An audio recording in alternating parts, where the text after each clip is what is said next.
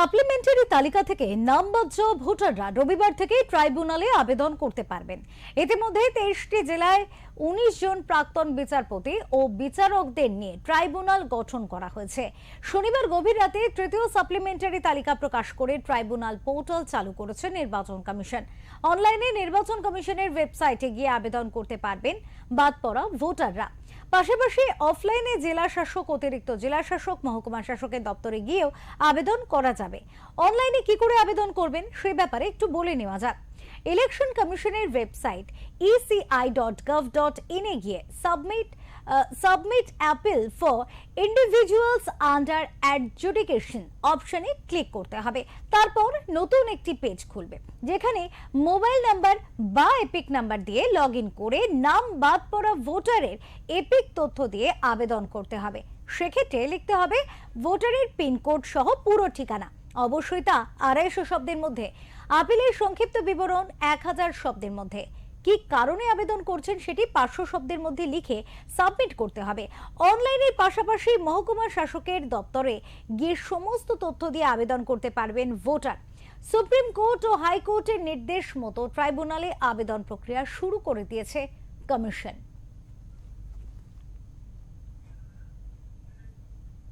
এ বিষয়ে আমরা কথা বলে নেব বিশিষ্ট আইনজীবী চন্দ্রশেখর বাগ মহাশয়ের সাথে। আমরা এই বিষয়ে কথা বলবো, আইনি দিকটা নিয়ে কথা বলবো চন্দ্রশেখর বাবুর সাথে এবং বুঝবো চন্দ্রশেখর বাবু, এই যে এসআইআর প্রক্রিয়া শুরু হয়েছে এবং একে একে ধাপে ধাপে যতবার নাম তালিকা প্রকাশিত হচ্ছে সেক্ষেত্রে দেখা যাচ্ছে যে বেশ কিছু নাম বাদ যাচ্ছে, আবার তারা আবেদন করছেন, আবার কিছু প্রক্রিয়া চলছে, আবার বাদ যাচ্ছে।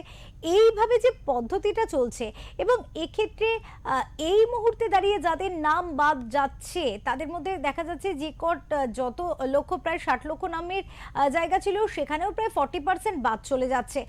এই যে ট্রাইব্যুনালে আবেদন প্রক্রিয়া এরপর শুরু করেছে কমিশন, এরপরেও যদি কিছু মানুষের নাম বাদ চলে যায় তাহলে তারা কি করবে? আইন তাদের জন্য কি করবে?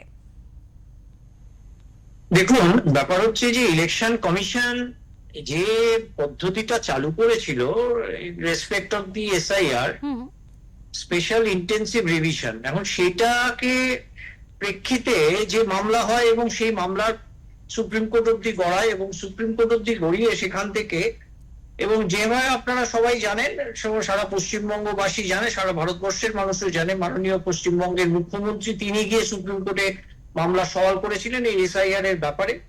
এবং সেই প্রেক্ষিতে আজকে সুপ্রিম কোর্ট এই অর্ডার দিয়েছে কলকাতা হাইকোর্টের চিফ জাস্টিসের উপর নির্দেশ যে যাতে এই অ্যাডজুডিকেশন প্রসেসটা জুডিশিয়াল যারা অফিসার রয়েছে তারা এটা বিচার করবে এবং তারা সেখান থেকে তারপরে সেই জুডিশিয়াল প্রসেসের মধ্যে দিয়ে যাওয়ার পরও যদি কারোর নাম সেখানে না ওঠে তাহলে এই ট্রাইব্যুনাল একটা ফরমেশনের জন্য সুপ্রিম কোর্ট অর্ডার দেয় এবং সেই ট্রাইব্যুনাল তারা বিবেচনা করবে যে যারা ইলেকশন কমিশনের পদ্ধতিগতভাবে যাদের নাম এসআইআর থেকে বাদ গেছে এবং তারা এই যে জুডিশিয়াল অফিসারদের কাছে গিয়েও তারা সেইভাবে তারা নিজেদের প্রমাণ করতে পারেনি যে ডকুমেন্টেশন তারা ছিল বা ইত্যাদি দিয়েও তারা যদি সেখানেও তাদের নাম না ওঠে তাহলে তারা এই অ্যাপিলের ট্রাইব্যুনালে যাবে এবং সেখানে অ্যাপিল করার যতগুলো অনলাইন পদ্ধতি রয়েছে, যেটা আপনি একটু আগেই বললেন যেভাবে 1000 ওয়ার্ড দিতে হবে এবং 500 ওয়ার্ডের মধ্যে তাকে রিলিফটা কি চাইছেন সেটা বলতে হবে। এখন প্রশ্ন হচ্ছে যে দেখুন, যদি কারোর ইলেকশন যাদের এপিক কার্ড রয়েছে, যারা আধার কার্ড রয়েছে, তৎসত্ত্বেও যদি তাদের নাম কোনো কারণে না ওঠে, এবার এই যে যখন তাদের নাম উঠলো না জুডিশিয়াল অফিসারদের মাধ্যমে, তখন তাদের সেটা একটা রিজন আছে, কোনো রিজন কারণবশত তাদের নাম ওঠেনি। এখন সেই কারণটাকে তাদেরকে তাদের লিখিতভাবে এই অ্যাপিলেট ট্রাইব্যুনালের কাছে জানাতে হবে যে কারণে তাদের নাম ওঠেনি সেটাকে খণ্ডন করে তারা তাদের বক্তব্য অ্যাপিলেট ট্রাইব্যুনালের কাছে প্লেস করতে হবে। অ্যাপিলেট ট্রাইব্যুনাল প্রত্যেকটি জেলার জন্য একজন করে কলকাতা হাইকোর্টের প্রাক্তন বিচারপতিকে ব্যবস্থা করা হয়েছে যারা এই প্রত্যেকটি অ্যাপিলেট ট্রাইব্যুনালে শুনানি করে এই অর্ডার পাস করবে। এখন যারা একেবারেই ধরুন অ্যাপিলেট ট্রাইব্যুনালে থেকেও যদি তাদের নাম বাদ দিয়ে যায়, তার মানে তাদের ক্ষেত্রে তাদের যে ডকুমেন্টেশনের ভিত্তিতে তারা দরখাস্ত করছেন সেটা সম্পূর্ণ ফেক, বা তারা সেটা ভারতের নাগরিক নয়। এখন যারা ভারতের নাগরিক নয় বা যাদের এই ফেক ডকুমেন্টের ভিত্তিতে তারা এখানে থেকে গেছে, তাদেরকে তো ভারতবর্ষের নাগরিক হিসেবে রেখে দেওয়া যায় না, এটা তো সম্ভব নয়। সুতরাং আইন সেখানে পরিষ্কার যে আমাদের সিটিজেনশিপ অ্যাক্ট যেটা রয়েছে, সেই সিটিজেনশিপ অ্যাক্ট অনুযায়ী তারা আগামী দিনে যদি এই যে যেটা সিএ এর যে পদ্ধতি রয়েছে, সেই সিএ এর পদ্ধতিতে হচ্ছে 2014 আগে যদি কেউ এসে থাকে, তাহলে সিএ এর পদ্ধতিতে তাকে দরখাস্ত করতে হবে যে তারা যাতে সিটিজেনশিপ পায়।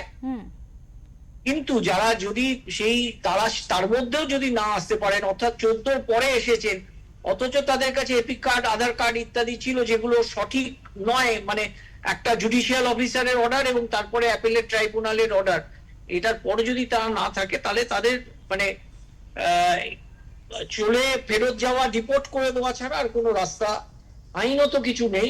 আর নইলে যদি সেরকম হয়, তাহলে ওই সিএ তে অ্যাপ্লাই করতে পারে। সিএ তে যদি তাদের কোনোভাবে তারা সিএ এর মাধ্যমে যদি ভারতবর্ষের নাগরিকত্ব পাওয়ার ক্ষেত্রে তাদের উপযুক্ত প্রমাণ দিতে পারে, তাহলে তারা সেটা পেতে পারে।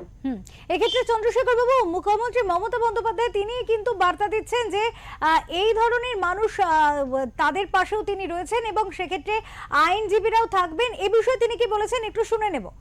গ্যাস পাওয়া যাচ্ছে না, গ্যাসের দাম বেড়ে 400 থেকে 1100, ডবল সিলিন্ডার 2100, সব জিনিসের দাম বাড়িয়ে দিয়েছে, দেশটাকে বিক্রি করে দিয়েছে, সংবিধানকে মানে না, গণতন্ত্রকে মানে না, ইলেকশনের আগে এসআইআর করে মানুষের 1,20,00,000 ভোটকে বাদ দিয়েছে।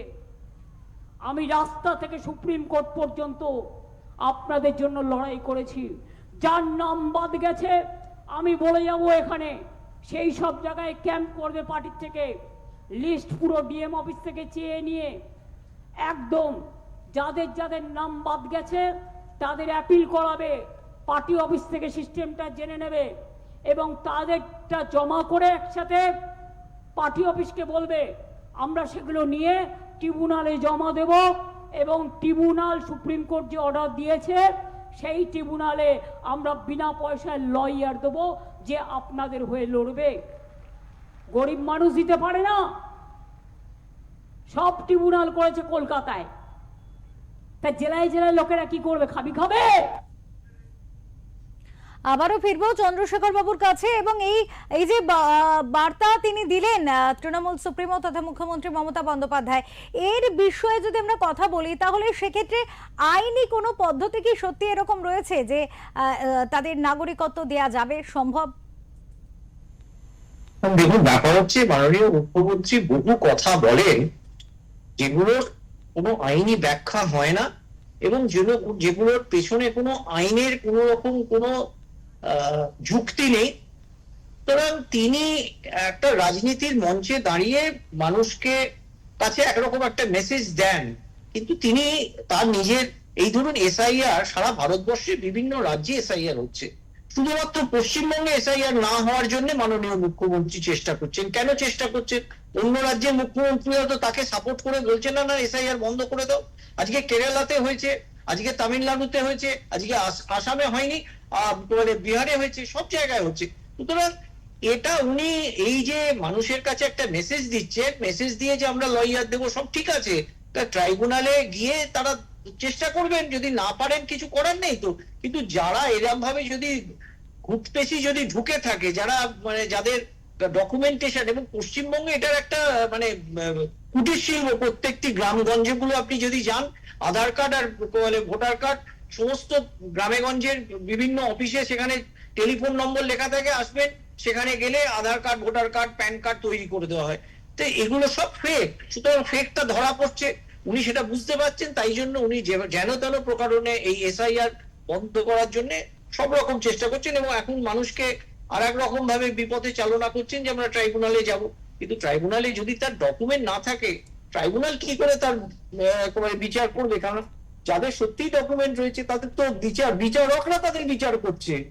উনি জিনিসটা ভুলে যাচ্ছেন বা বলছেন না, সেটা হচ্ছে এই মামলা করার কারণে ইলেকশন কমিশনের হাত থেকে তো জিনিসটা বিচার ব্যবস্থার কাছে এসছে এবং বিচারকরাই তারা এইগুলো বিচার করে তারপরে একটা ফাইনালিটিতে আসছে। তার সত্ত্বেও যদি না হয়, তাহলে ট্রাইব্যুনাল আবার তাদের একটা ফোরাম দেওয়া হচ্ছে সেই সুবিধা দেওয়ার জন্য। উনি ওনার এই বক্তব্যের কোনো যুক্তিসঙ্গত উত্তর বলা খুব মুশকিল। আইনি পদ্ধতিতে নেই একদম। অনেক ধন্যবাদ চন্দ্রশেখর বাবু, অনেক ধন্যবাদ আপনাকে।